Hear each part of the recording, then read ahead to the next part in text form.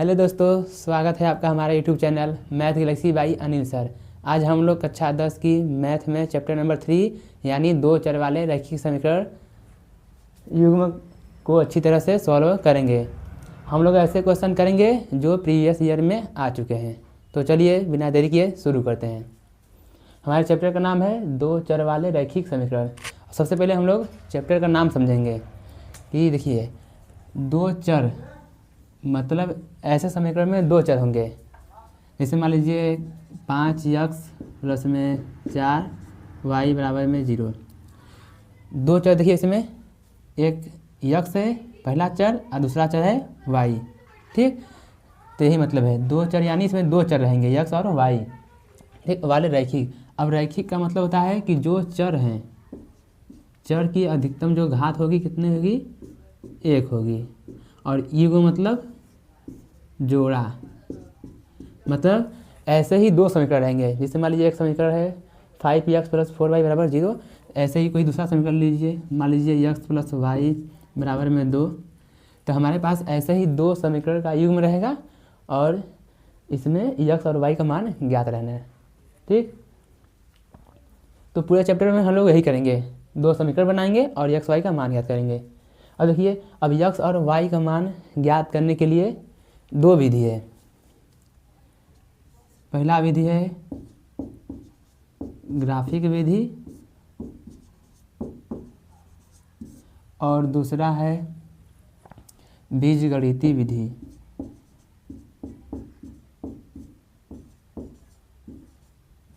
मतलब इसमें जितने भी हमारे पास समीकरण रहेंगे, चाहे x हो या फिर y, तो x और y का मान ज्ञात करने के लिए दो विधि। एक ग्राफिक विधि यानी ग्राफ का प्रयोग करके x और y का मान निकालेंगे, और दूसरा बीजगणितीय विधि से। अब देखिए, बीजगणितीय विधि में हमारे पास तीन विधि है। सबसे पहले या तो हम लोग प्रतिस्थापन विधि से निकालेंगे x और y के मान, प्रतिस्थापन विधि से, या फिर एक हमारे पास है वज्र गुणन विधि, वज्र गुणन विधि, या फिर विलोपन विधि। मतलब देखिए, x और y के मान दो विधि से निकालेंगे, ग्राफिक विधि और बीजगणितीय विधि। और बीजगणितीय विधि में भी तीन विधि है, या तो प्रतिस्थापन विधि से निकालेंगे, या फिर वज्र गुणन विधि, या फिर विलोपन विधि से। तो ये सब पूरे चैप्टर का सारांश है जो हम लोग अंदर पढ़ेंगे।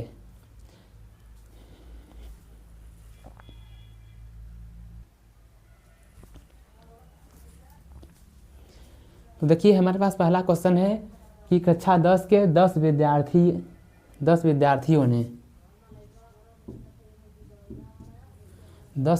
ने एक गणित की पहली प्रतियोगिता में भाग लिया। मतलब कोई पहेली की प्रतियोगिता है, भाग लिया। यदि लड़कियों की संख्या लड़कों की संख्या से 4 अधिक है तो लड़कों और लड़कियों की संख्या ग्राफिक विधि से ज्ञात करिए। ठीक है, ये हमारा पहला टाइप का क्वेश्चन है।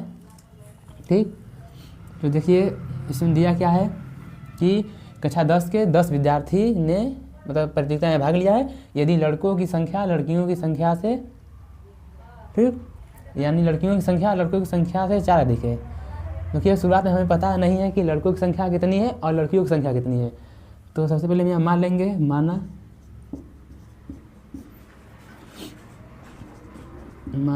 लड़कों की संख्या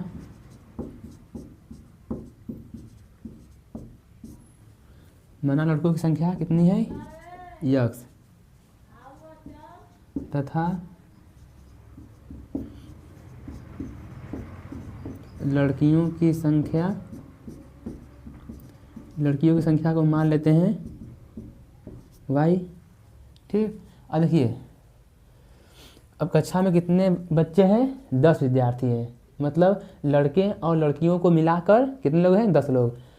तो यहाँ से पहला समीकरण बनाएंगे कि लड़के और लड़कियों का योग कितना दिया है, 10। यानी कितने विद्यार्थी हैं, सब 10 विद्यार्थी। यानी x और y दोनों मिलाकर 10 बच्चे हैं। समीकरण नंबर फर्स्ट। ठीक। और दिया है कि यदि लड़कियों की संख्या कितनी है y, यानी हमको दिया है, क्या दिया है कि लड़कियों की संख्या कितनी है y, यदि लड़कियों की संख्या लड़कों की संख्या से, तो लड़कों की संख्या कितना है x, यानी लड़कियों की संख्या, देखिए लड़कियों की संख्या लड़कों की संख्या से कितनी अधिक है, 4 अधिक है, यानी जो लड़कियों की संख्या है वो लड़कों की संख्या से कितनी अधिक है, 4 अधिक है, तो 4 अधिक है। ठीक, ये समीकरण नंबर 2 हो गया। तो लड़कों और लड़कियों की संख्या ज्ञात कीजिए किस विधि से, ग्राफी विधि से, यानी इसको हम ग्राफी विधि से सॉल्व करेंगे।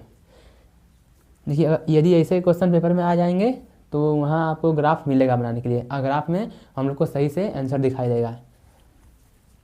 तो ग्राफी विधि से हल करने के लिए सबसे पहले हम लोग बिंदु निकालेंगे। तो चलिए बिंदु निकालते हैं। समीकरण 1, x प्लस वाई बराबर कितना दिया है, 10 दिया है। अब इसमें से हम लोग अपने आप कोई भी x का मान y का मान रखेंगे, 2 बिंदु निकालेंगे। देखिए सबसे ईजी होता है कि x बराबर 0 या फिर y बराबर 0 लेना। ठीक, तो चलिए x बराबर 0 मान लेते हैं। x बराबर 0 पर तो इसमें रखिए 0, तो 0 प्लस में y बराबर 10, यानी y का मान कितना आ गया, 10। तो हमें बिंदु मिला, बिंदु हमारा होता है x, y, यानी पहले x का मान लिखाएगा फिर y का मान। तो देखिए x कितना है 0, y कितना है 10, तो हम लोग को पहला बिंदु मिल गया 0, 10। देखिए अब इसी समीकरण में एक बार x का मान रख दिए, अब एक बार y का मान रखेंगे, क्योंकि हमें 2 बिंदु चाहिए। तो चलिए मान लेते हैं कि y बराबर 0 पर x का मान कितना होगा, समीकरण में रख दीजिए। जहाँ पर y है 0 तो y है, यहाँ पर तो रखिए 0, तो 0 हो गया बराबर में 10, यानी x का मान कितना आ गया 10। तो यहाँ से बिंदु मिल गया हम लोग को x, y, यानी 10, 0। ठीक, अब इसी प्रकार देखिए जैसे फर्स्ट समीकरण में 2 बिंदु निकाले हैं, उसी प्रकार सेकेंड में भी 2 बिंदु निकालेंगे हम लोग। तो यहाँ लिखेंगे समीकरण नंबर 2 से। ठीक, y बराबर दिया है x प्लस में 4।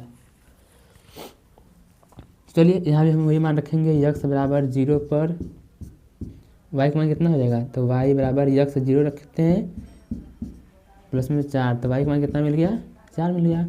तो यहाँ पर हम लोग के पास बिंदु हो गया x, y, x 0, y मतलब 4। ठीक, अब हम लोग रखेंगे, अब एक बार x का मान रख दिए, अब एक बार y का मान। तो y बराबर 0 पर तो रखिए यहाँ 0 हो जाएगा, यहाँ एक बार हम लोग यहाँ से निकालने हैं, दूसरा यहाँ से निकाल रहे हैं। तो इसमें y रखिए 0, तो 0 प्लस में x, 0 बराबर x प्लस 4। अब 4 को भेजेंगे इस तरफ, तो x का मान कितना आ जाएगा, माइनस में 4। तो एक बिंदु कितना हमके पास मिल गया, बिंदु मिल गया x, y, माइनस 4, y कितना है 0 है। ठीक, दिखाई दे रहा है। देखिए अब लोग के पास बिंदु निकल गए, अब दोनों समीकरण के। अब क्या करेंगे, अब ग्राफ बनाएंगे और उसमें दर्शाएंगे इसको। देखिए ग्राफ बनाते हैं हम लोग। 0, 0 मूल बिंदु है, ये हम लोग के पास x, ये y। ठीक, अब देखिए यहाँ पर 0, 10 है, फिर 10, 0, 0, 4 और माइनस 4, 0, यानी इसको हम 2 पार्ट में तोड़ सकते हैं, मतलब 2 के अंतराल में लिख सकते हैं। इसमें लीजिए यहाँ 2, यहाँ 4, यहाँ 6, यहाँ 8 और यहाँ पे 10। इसी प्रकार यहाँ 2, 4, 6, 8, 10। और देखिए हम लोग के पास बिंदु माइनस में भी आया है, मतलब माइनस x में। तो हमारा जो इधर है -2, -4, -6, -2, -4, -6। अब देखिए पहला बिंदु है 0, 10, यानी x का मान 0, y का मान 10। अब देखिए x 0 कहाँ रहता है, देखिए y अक्ष पर x का मान रहता है 0 और यक्स अक्ष पर y का मान कितना रहता है 0। तो यहाँ दिया है y 0 और y 10। देखिए तो यानी यक्स अक्ष पर y 0 होता है और y 10, यानी ये बिंदु यहाँ मिल जाएगा। उसी प्रकार दिया है यक्स का मान 10 y 0, तो यक्स 10 यहाँ रहता है y 0 यहाँ। दो बिंदु मिल गया, दोनों को मिला देते हैं। ठीक, इसको मिला दिए। अब जब मिलाए हैं तो इसके समीकरण भी लिख दीजिए कि ये किस समीकरण का रेखा है। तो ये है, ठीक, यक्स प्लस वाई बराबर 10 का है। ठीक, अब इसी प्रकार अब जो हम लोग दो बिंदु निकालने इधर 0,4, यक्स 0 वाई 4, तो यहाँ आ जाएगा। ठीक, और दिया है -4, यक्स -4 यहाँ आएगा और वाई 0 यानी यही पे आ जाएगा। इसको मिला देते हैं। ठीक,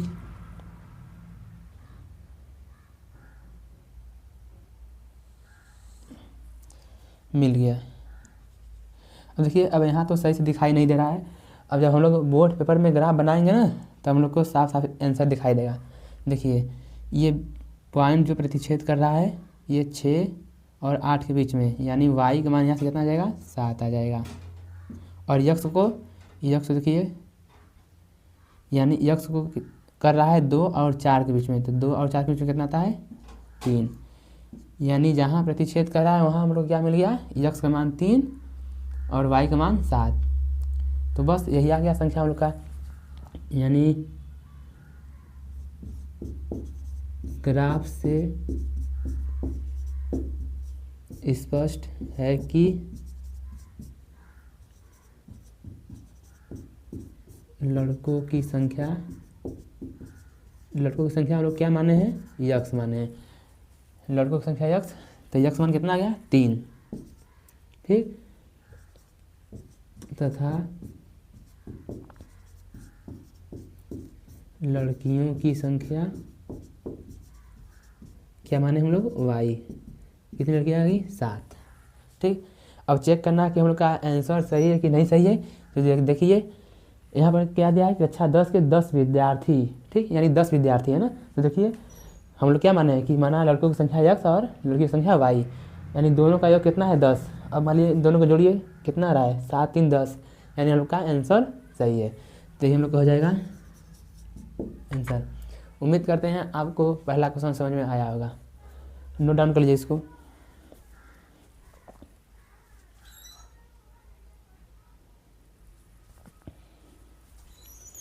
अब देखिए हम लोग अब आगे चलते हैं। आगे मान लीजिए कि हम लोग के पास आ जाएगा कि दो रेखाएं एक दूसरे को प्रतिच्छेद कर रही है, मतलब कि एक रेखा इधर से जा रही है इसे, ठीक, ये दो रेखाएं हैं एक दूसरे को प्रतिच्छेद कर रही हैं यहाँ पर। या फिर आ सकता है कि दो संपाती रेखाएं हों। देखिए संपाती का अर्थ होता है कि एक रेखा ऐसे जा रही है, ठीक, और इसी पर एक दूसरी रेखा जा रही है, मतलब एक रेखा के ऊपर दूसरी भी रेखा जाए तो ये क्या होंगी, संपाती रेखाएं। या फिर तीसरा हो सकता है कि दोनों रेखाएं समांतर हो, ठीक, दोनों रेखाएं समांतर हो। ठीक, हम लोग में ऐसे क्वेश्चन आते हैं कि दो रेखाएं प्रतिच्छेद कर रही हैं, या फिर संपाती हो या फिर समांतर हो, ऐसे क्वेश्चन हम लोग के बोर्ड एग्जाम में आते हैं। तो चलिए समझते हैं। यदि दो रेखाएं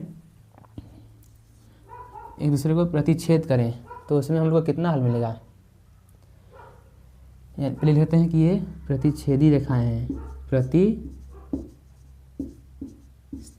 रेखाएं हैं, ठीक, कैसी रेखाएं हैं, प्रतिच्छेदी, मतलब एक दूसरे को प्रतिच्छेद कर रही हैं। तो इसमें हम लोग को एक हल मिलेगा। देखिए कितने पॉइंट पर प्रतिच्छेद कर रही है, एक पॉइंट पर, तो हम लोग को इसमें सिर्फ एक हल मिलेगा। क्या लिखेंगे, एक हल। ठीक, आइए पहला पॉइंट, इसमें ये कैसी रेखाएं हैं, संपाती हैं, संपाती रेखाएं। ठीक, अब संपाती रेखा में कितना हल मिलेगा। देखिए यहाँ सिर्फ एक पॉइंट पर कट कर रहा था तो एक हल मिला। अब यहाँ पर देखिए इसमें अनंत बिंदु पर हमको हल मिलेंगे, यहाँ मिल सकता है, यहाँ मिल सकता है, यहाँ पर, तो इसका क्या लिखेंगे, अनंत हल है। ठीक, अनंत हल रहेंगे। ठीक, इसी प्रकार यहाँ देखिए ये कैसी रेखाएं हैं, समांतर रेखाएं।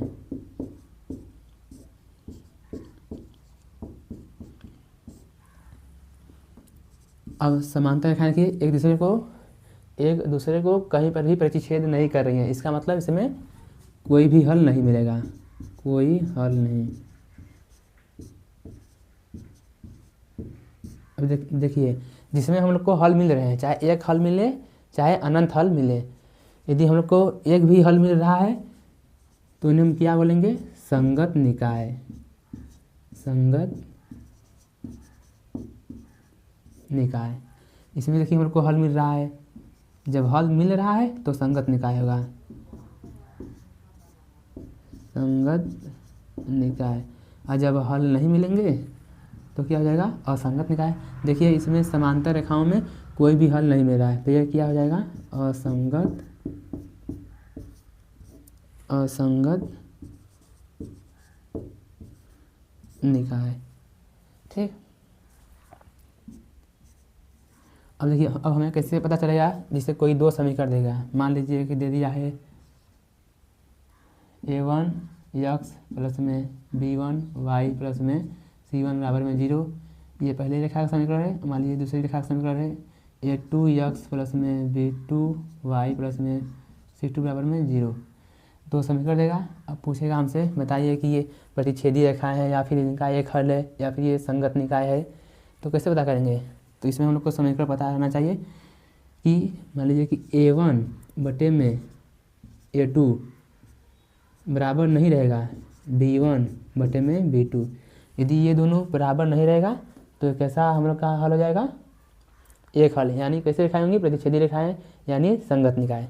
ठीक है, अब देखिए यहाँ पर चौथा पॉइंट, मान लीजिए कि a1 बटे में a2 बराबर आ जाता है b1 बटे में b2, तो फिर हम लोग निकालेंगे कि c1 बटे में c2। यदि ये तीनों आपस में बराबर हो जाएंगे तो ये हम लोग का कैसा हल हो जाएगा, अनंत हल, यानी कैसी रेखाएं जाएंगी, संपाती रेखाएं, यानी इसका निकाय कैसा होगा, संगत निकाय। अब मान लीजिए कि हम लोग का a1 बटे में a2 बराबर आ जाए b1 बटे में b2, लेकिन ये दोनों बराबर नहीं आए c1 बटे में c2, मतलब दो a1 बटे a2 बराबर b1 बटे b2 बराबर तो हैं, लेकिन c1 बटे c2 बराबर नहीं है, तो ये हम लोग का कैसा हल हो जाएगा, मतलब इसका कोई भी हल नहीं होगा, यानी कैसी रेखाएं होंगी, समांतर रेखाएं, यानी इसका निकाय असंगत होगा। तो मेन यही सब है समझने के लिए, बाकी अब हम लोग इस पर क्वेश्चन करेंगे, नोट डाउन कर लीजिए इसको।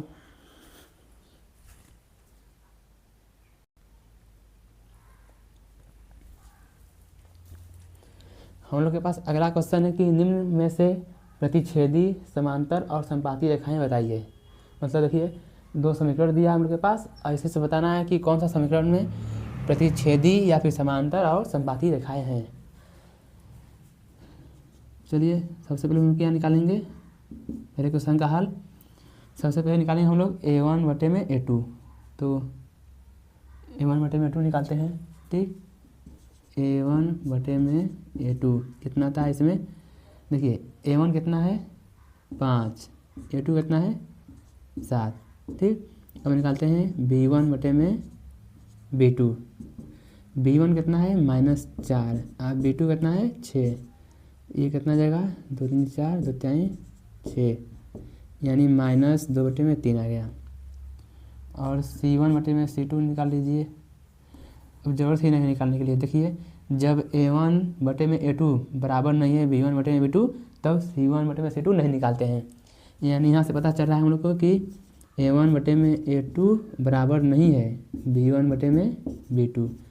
जब a1 देखिए, चूँकि a1 बटे a2 बराबर नहीं है b1 बटे b2, तब ये कैसी रेखाएं हैं, तब ये दोनों प्रतिच्छेदी रेखाएं हैं। ठीक, जब a1 बटे में a2 बराबर नहीं रहेगा b1 बटे में b2, तो ये दोनों प्रतिच्छेदी रेखाएं होंगी। ठीक, हो गया यहाँ से। अब हम लोग के पास दूसरा क्वेश्चन है, इसे भी निकाल लेते हैं हम लोग हल। a1 बटे में a2 पहले निकालते हैं। देखिए a1 कितना है 9, a2 कितना है 18, कितना गया 1 बटे में 2। इसी प्रकार हम लोग निकालेंगे b1 बटे में b2, b1 कितना है 3 और b2 कितना है 6, ये भी कितना आ गया 1 बटे में 2। जब दोनों बराबर आ गया तो हम लोग तीसरा भी निकालेंगे, C1 बटे में C2। C1 है 12, C2 है 24, ये भी कितना आ गया 1 बटे में 2। देखिए चूँकि अब A1 बटे में A2 बराबर है B1 बटे में B2 बराबर में C1 बटे में C2। जब दोनों बराबर है, तीनों बराबर है, जब तीनों बराबर तो कैसी रेखाएं होंगी, समपाती रेखाएं होंगी। ठीक, यानी दोनों समपाती रेखाएं हैं, समपाती रेखाएं हैं। ठीक है, ऐसे भी क्वेश्चन पूछ सकता है, प्रतिच्छेदी समांतर समपाती रेखाएं बताइए कौन सा है। कोई 2 समय कर देगा, उसमें हम लोग देख के बता देंगे। इसको बताने के लिए हम लोग को क्या याद रहना चाहिए, जो हम लोग पिछले पेज पर पढ़े हैं वो सब पूरा याद रहना चाहिए। ठीक है, नोट डाउन कर लीजिए इसको।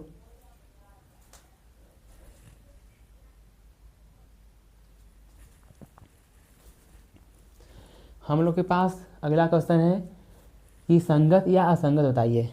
तो आप लोग को पता होगा, यदि 2 रेखाएं प्रतिच्छेदी होंगी, ठीक, या फिर समपाती होंगी तो वे संगत, और यदि समांतर हैं तो कैसी होंगी, असंगत। ठीक, चलिए इसको हल करते हैं। इसमें भी हम लोग निकालेंगे A1 बटे में A2। देखिए हम लोग के पास A1 कितना है 3 बटे में 2, A2 कितना है 9, यानी इंटू में 9, काटेंगे 3 बार में तो ये हो जाएगा 1 बटे में 6। अब निकालेंगे B1 बटे में B2।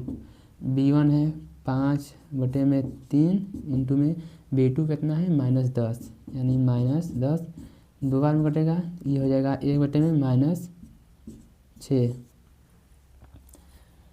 ठीक, अब देखिए जब A1 बटे में A2 और B1 बटे में B2 जब दोनों बराबर नहीं है तो हम लोग तीसरा नहीं निकालेंगे। देखिए चूँकि A1 बटे में A2 बराबर नहीं है B1 बटे में B2, तो मतलब इसका कोई मतलब इसका प्रतिच्छेदी रेखा है तो एक हल होगा, और जिसका भी एक भी हल होता है क्या हो जाएंगी, संगत निकाय। तो मतलब समीकरण युग्म कैसा है, संगत है। ठीक,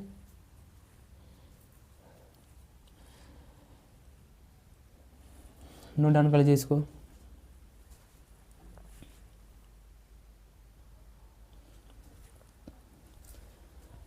हम लोग के पास अगला क्वेश्चन है कि P के किस मानों के लिए समीकरण युग्म का अद्वितीय हल है। अद्वितीय मतलब जिसका एक हल है। अब एक हल किसमें होता है, जब रेखाएं प्रतिच्छेदी होंगी। चलिए इसको सॉल्व करते हैं हल। यहाँ से सबसे पहले हम लोग निकालेंगे A1 बटे में A2।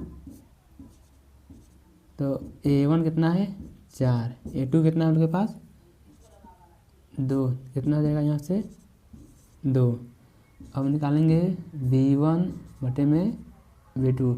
B1 कितना है P और B2 कितना है 2। ठीक, हो गया यहाँ से। अब देखिए अद्वितीय हल किसमें होता है, मतलब अद्वितीय हल मतलब केवल एक हल हो। एक हल किसमें होता है, जब रेखाएं प्रतिच्छेदी होंगी।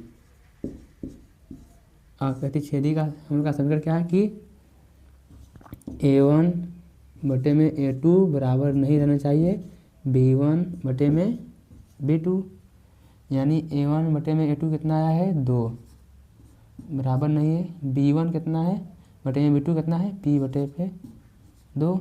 एक मान क्रॉस गुणा करिए, P का मान कितना गया, बराबर नहीं है 4।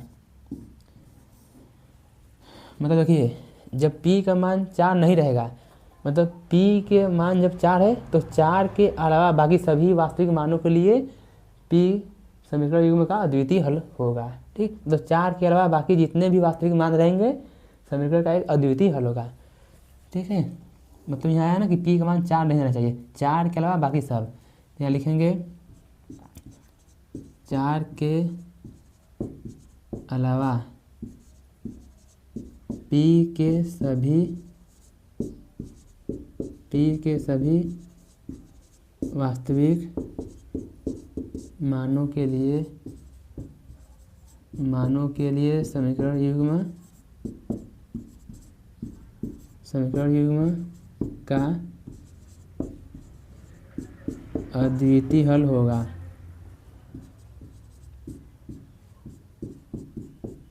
ठीक, मतलब 4 के अलावा बाकी जितने भी वास्तविक मान हैं, ठीक है, दी गए सभी वास्तविक मानों के लिए समीकरण युग्म का अद्वितीय हल होगा। ठीक है, नोट डाउन कर लीजिए इसको।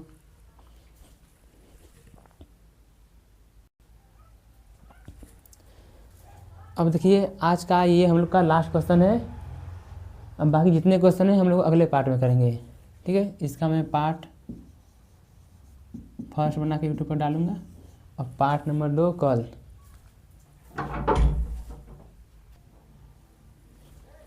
ठीक, पहला पार्ट हम लोग यूट्यूब पर अपलोड कर देंगे इसका, और दूसरा पार्ट कल या परसों तक आ जाएगा।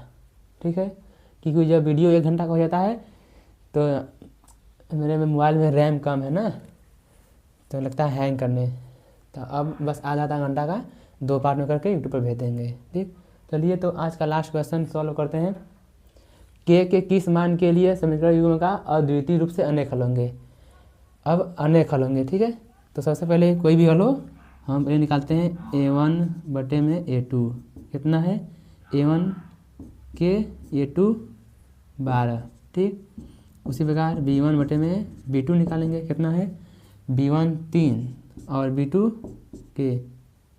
ठीक, और c1/c2 कितना है c1/c2 देखिए कितना है माइनस बाहर है अंदर k-3 और यहाँ पर c2 कितना है -k।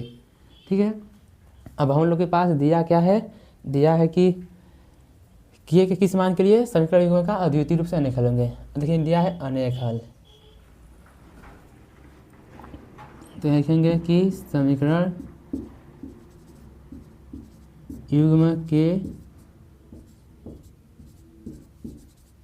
अनेक हल होंगे। अब अनेक हल किसमें होता है, जब हमारी रेखाएं समपाती होती हैं, जिसका मतलब कि a1/a2 बराबर हो जाए b1/b2 बराबर हो जाए c1/c2, तीनों बराबर हो जाएंगे तो ये अनेक हल होंगे। तो a1/a2 कितना है k/12, b1/b2 कितना है 3/k और c1/c2 कितना है, देखिए माइनस माइनस कट जाएगा तो k-3 हो जाएगा और यहाँ पे k। ठीक, अब यहाँ से हम लोग k का मान निकालेंगे क्योंकि पूछा है कि k के किन